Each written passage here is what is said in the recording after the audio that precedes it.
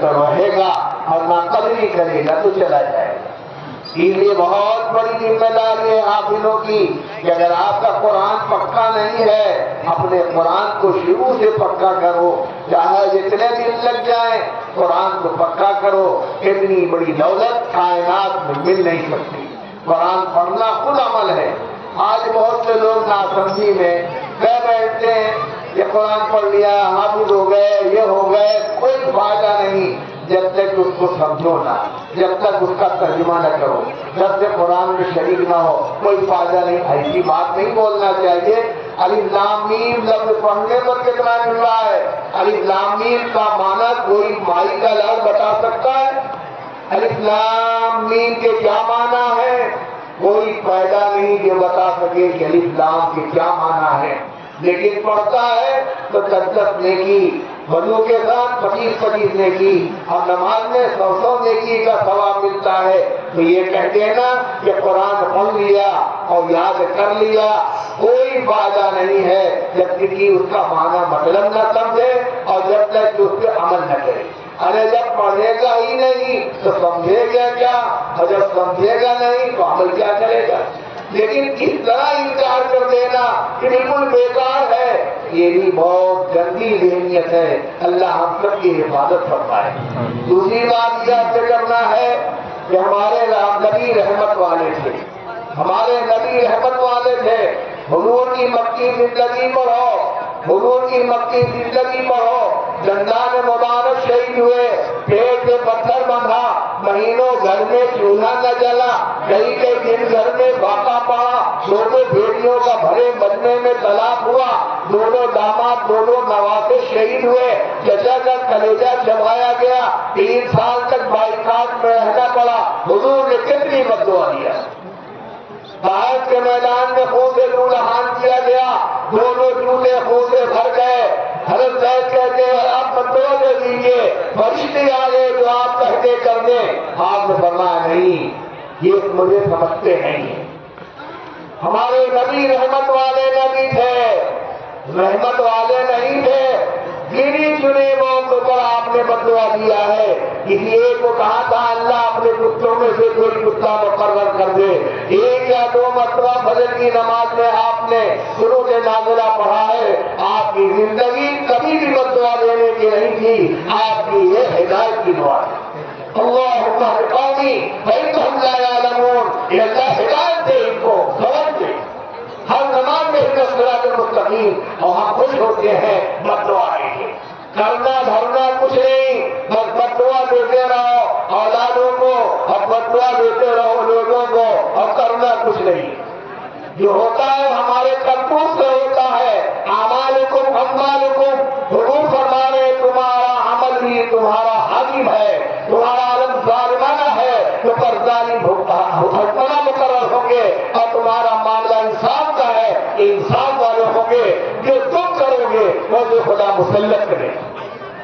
معراج کی رات میں حضور جائے، اوپر سے کوئی چیز نیچے آ رہی، نیچے سے کوئی اوپر جا رہی، جبریل کیا آ رہی ہو کیا جا رہی؟ فرمایا انسانوں کے اعمال نیچے سے جیسے جا رہے ہیں ویسے خدا کے فیصلے آسمان سے آ رہے ہیں۔ انسان کہتا میرا حال دے، اے بندے اپنے چال دے، اپنی زندگی سدھارنا نہیں ہے۔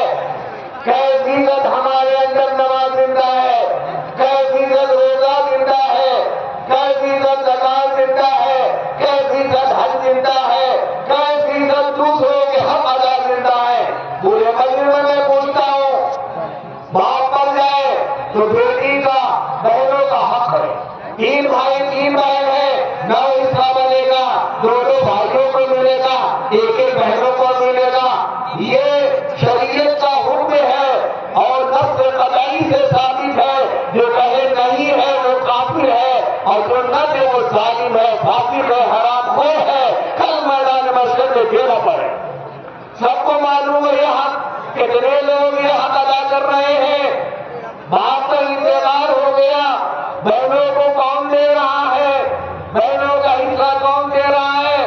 ہم اپنی بہن کا حق مار رہے ہیں اور اپنی زندگی کو نہیں سدھار سکتے، دوسروں کے اوپر لعن طعن کرتے ہیں۔ کس نے نماز سے روکا ہے؟ किस ने रोजा रखने से रोका है, किसने ज़कात देने से रोका है, किसने हज करने से रोका है, फिर कौन नहीं हमारा रोजा करते। बस आसान है, अपनी चीज दूसरे से गिर दो। नबी की सुन्नत देखो, नबी की मक्की जिंदगी देखो, और नबी का सब्र देखो, नबी का माफ करना देखो। हमारे नबी माफ करने वाले थे, जो माफ करता है बंदों की, अल्लाह माफ करता है उसकी। आज लोग जज्बात में आ करके बस कुछ नहीं। जैसे जो औरतें जाहिल होती हैं, अनपढ़ होती हैं, दिमाग खराब नहीं होता, वो अपने बच्चों को कोसती ही रहती है। अब तो कुछ पढ़ लिख लिया है, वरना बस कोस है, मर जाए, मर जाओ, नाहिदी हो जाए, बस बददुआ ही उनका काम है। अरे माँ बाप की दुआ बददुआ कबूल होती है, तो अपने बच्चों को बददुआ देने के बजाय दुआ दो।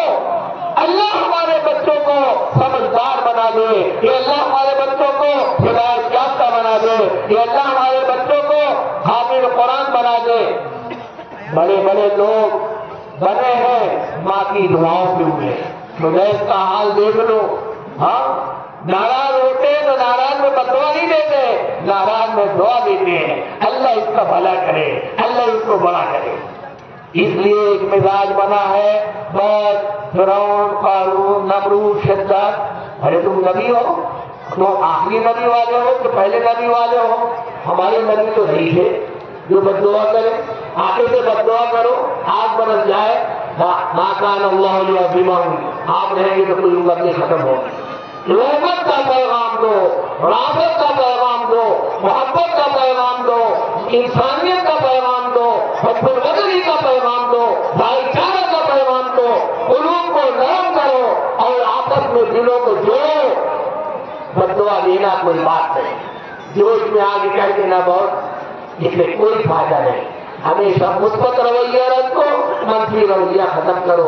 मंफी का नतीजा झेल रहे हो, अब भी वही आदत पड़ी हुई है। मुझको कहने की जिम्मेदारी है, अगर मैं शरीफ हूँ तो मैं इस बात को कहूँ। मैंने शुरू में कह दिया था कि अपने मुल्क में रहते हुए हर आदमी की जिम्मेदारी है अपने अंदर मानवता पैदा करो, अपने अंदर देशभक्ति पैदा करो, अपने अंदर भाईचारा पैदा करो, अपने अंदर कानून की पाबंदी रखो।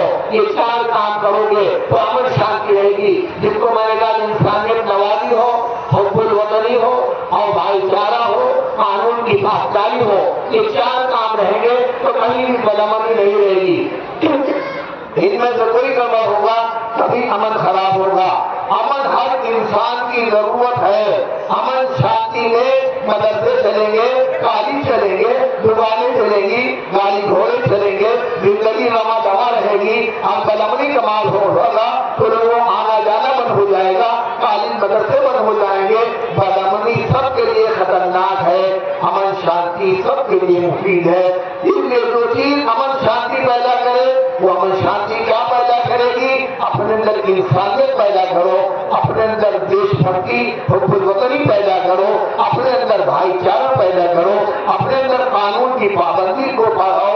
ये चार काम करोगे, इसका नतीजा होगा कि अमन शांति पैदा होगी, प्यार मोहब्बत की हवाएं चलेंगी और गलत चीजें खत्म हो जाएंगी। और मैंने कहा शुरू किया था कि हाफिज कुरान, आलिम कुरान, कारिल कुरान के साथ माना जाता है ये हुजूर से चला आ रहा है। और उसके बाद हमारे मशाइख यहाँ भी रहा, मदारिस में भी रहा। अब कोई हरा साहबा मानता है और कोई सफेद मानता है। अल्लाह के रसूल सल्लल्लाहु अलैहि वसल्लम का इरशाद है, अहब्बु सियाब इलल्लाहि अल-बया, अल्लाह को सबसे ज्यादा सफेद कपड़ा पसंद है, लिहाजा कपड़ा सफेद पहना करो और अपने मुर्दों को सफेद में दफन किया करो। तो इसलिए लोग सफेद साफा मानते हैं क्योंकि हुजूर ने कहा है कि सफेद इस्तेमाल करो। और जो लोग हरा इस्तेमाल करते हैं जन्नत में हरा मिलेगा। तो ये हाफिज हो गया है, गोया अब ये जन्नती हो गया है, तो अब इसको कौन सा लिबास पहनाओगे? जन्नत का हरा वाला पहनाएंगे। हम लोगों को सबको देवबंद में सब 80 में जब साल हुआ, हम सबके सरों पे हरा साफा माना गया। ये कोई नया काम नहीं है, ये हुजूर से चला आ रहा है और सिलसिले से चला आ रहा है, चलता रहेगा। सिर्फ बात यह है कि साफा का लिहाज रखो, अमामा का ख्याल रखो और मदरसे का ख्याल रखो, अल्लाह रसूल کا خیال رکھو، انبیاء صحابہ کی زندگی کو سامنے رکھو، بزرگان دین کی زندگی کو سامنے رکھو۔ پہلے زمانے میں لوگ صحابہ بننے کے لیے تیار نہیں ہوتے تھے۔ جب عالم کہتا تھا مدرسے کا ذمہ دار تمہارے امامہ مانا جائے گا، وہ ڈر تمہارے بھاگ جاتے تھے، اس میں لائق نہیں ہو، حضرت میں لائق نہیں ہو، حضرت اس کے اہل نہیں ہو۔ جب خلافت دیتے تھے تو روکتے تھے، حضرت میں اس لائق نہیں ہوں، مجھ کو بنایا نہ جائے۔ حضرت خالد صدیق رحمۃ اللہ علیہ نے اس نے فرمایا مفتی صاحب آپ بیعت کرنا شروع کر دیجیے۔ تو میں نے کہا حضرت کیا بیعت کی اجازت دے رہے ہیں؟ کہہ رہا ہوں کیا مطلب ہے؟ میں نے کہا حضرت کی اہل اور نااہل بھی تو دیکھنا چاہیے۔ حضرت کی زبان سے جملہ نکل گیا کیا کہنے والا بھی نااہل ہے؟ پھر حضرت کو بڑا غم ہوا، آنسو تو اب یہ بولنے سے کر دیتا نہیں تو میں سمجھ میں آ گیا صحابہ صحابی تھے کہ نہیں صحابی تھے؟ امامہ باندھنا صحابی تھے کہ نہیں ہے؟ حضور باندھتے تھے، بزرگان دین باندھتے تھے، رنگ کا کوئی قید نہیں ہے، ہرا باندھو پیلا باندھو کیا جو باندھو۔ حضور پاک صلی اللہ علیہ وسلم کے صحابہ پیلا تھا، صحابہ کہتے ہیں کہ وہ سر میں چوٹ کی دوا لگی تھی، اور فتح مکے کے موقع پر آپ نے کالا باندھا تھا کہ چھوٹا سا بچہ ویسے ہوا ہے کنارے وہ کالا باندھا ہوا ہے۔ تو کوئی رنگ کی پابندی نہیں ہے، لیکن یہ ذمہ داری ہے، ابھی یہ کی ذمہ داری نہیں ہے، ان کے اماں ابا کی بھی ذمہ داری ہے، ان کے بھائی بندوں کی بھی ذمہ داری ہے۔ اب یہ ذمہ داری کیا کرتے ہیں؟ بتاؤ بڑا ہو گیا بس پاسپورٹ بناؤ اور ویزا بناؤ، ہوا میں اڑ جاؤ، جب تک پیسہ نہیں اور جب تک مال نہیں سب بیکار۔ ارے بھائی دنیا کے کسی کونے میں رہو گے مقدر کی روزی ملے گی۔ اگر یقین یہ ہے کہ یہاں نہیں وہاں ملے گی، ایمان ہی گڑبڑ ہے۔ جہاں رہو گے روزی وہاں پہنچے گی، تم آگے چلو، تم چلو گے روزی آگے چلے گی، روزی آگے چلے نہیں چلے گی۔ ہوائی جہاز سے اڑ کے گیا، جہاں پہنچا وہاں تیار رکھا رہا اور کھا لیا، تو تم ہوائی جہاز سے وہاں پہنچے اور تمہارا کھانا پہلے سے موجود تھا۔ بمبئی جا رہے ہو، جا کے لے کر پوری پہنچے، ہرا بڑا کھڑا پتہ نہیں کیا رہتا ہے، وہاں پہلے بھی پہنچ رہتا ہے۔ ایک بزرگ تھے کسی ملک سے آئے، لکھنؤ آئے گرمی کے مہینے میں، ارہر کی دال اور پودینہ والا جو ہے اور پیاز پودینہ تھا، حاجی آگے ارہر دال کھاتے کھاتے ان کو ارہر کی دال سے نفرت بہت تھی۔ اپنی بیوی سے کہتے تھے اگر پکاؤ گے تم ارہر کی دال تو سمجھ لینا میرا ہو گیا انتقال۔ اب وہ جا رہے وہاں دال کھاتے کھاتے تو کہا بنارس میں کھلا لیے، چلو وہاں چلے۔ تو پنجاب میں سے روانہ ہوئے اور پہنچے بنارس۔ اب جب بنارس پہنچے تو بنارسی لوگوں نے بھی وہی دال اور پیاز اور پودینہ لا کے رکھا، تو دنوں میں ہم بہت دال میں تجھ کو لکھنؤ میں چھوڑ کے چلا آیا تھا اور پنجاب میں سے تیز تو آ گئی، یہاں پہنچ گئی۔ مطلب روزی آگے چلتی ہے، بندہ پیچھے چلتا ہے، اور ہم روزی کے پیچھے دوڑتے ہیں اور مقدر سے زیادہ ہم کو نہیں ملتا۔ یقین رکھو روزی مقدر کی ہے۔ آسمان زمین کے بنانے سے 50,000 سال پہلے اللہ نے دنیا میں آنے والے ہر انسان کی عمر کو روزی کو لوح محفوظ میں لکھ دیا، سب دنیا بنایا، روزی نیچے رہے گی۔ یقین رکھو، ہاں ذریعہ کیا کرو، تجارت کرو، کل نیکی کے ساتھ کھڑے ہو گے، کھیتی کرو، جانور کھا لیں گے، صدقہ کا ثواب ملے گا، لیکن یہ اسباب ارباب نہیں ہے، رب اللہ ہے۔ جہاں رہو گے وہ ملے گا۔ وہ کیڑا جو بچے مسلم میں پیدا ہوتا ہے کشواری میں، اسی میں پیدا ہوتا ہے اور اسی میں مرتا ہے۔ 3 فرشتے آتے ہیں اس کشواری کے کیڑے کو اس کٹری کے اندر آگے روزی پہنچاتے ہیں۔ یہ کیڑا پتھر میں پیدا ہوتا ہے اور پتھر میں مر جاتا ہے۔ کیا کھاتا ہے، کب کھاتا ہے، اللہ کہتا ہے قرآن میں لوح محفوظ میں لکھا ہوا ہے، اور حضور فرماتے ہیں وہاں 3 مرتبہ فرشتہ روزی پہنچاتا ہے پتھر کے اندر ہی۔ تو ایمان رکھو روزی مقدر کی ہے، اسباب اختیار کرنا ہے، لیکن اصل اللہ ہے۔ جو اللہ یہاں ہے، جو اللہ وہاں ہے، وہی اللہ یہاں بھی ہے۔